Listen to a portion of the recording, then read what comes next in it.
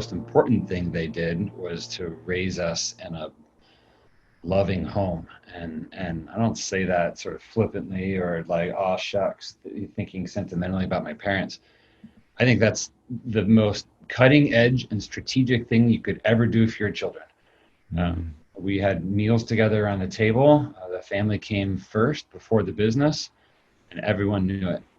And just for the business-minded people out there, the business suffered.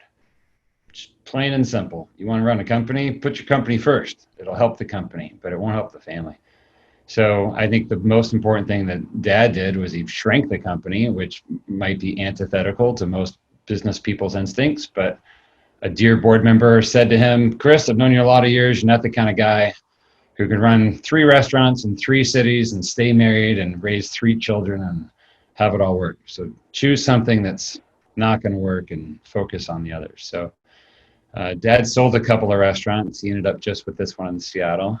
He and Mom celebrate 50 years married next year, and near as I can tell, we all love them still. So you might, that's a business lesson is what I'm trying to tell you, particularly in generational transfer. There's a really important lesson there to be learned about having your priorities straight, and that is maybe the thing that has guided us the truest over all these years is just sort of keeping our priorities straight. So that notwithstanding, we were raised with a lot of freedom, but also high standards.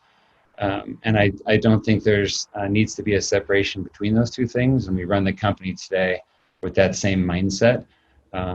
There's a lot of love in this company, but that is not a compromise to the excellence and to the precision and to the high standards with which we operate. And in fact, just the opposite. That's an expectation. The expectation is not that you're going to impress me with your performance. The expectation is that you're the best of the best. That doesn't impress me. We hired you because we thought you were the best.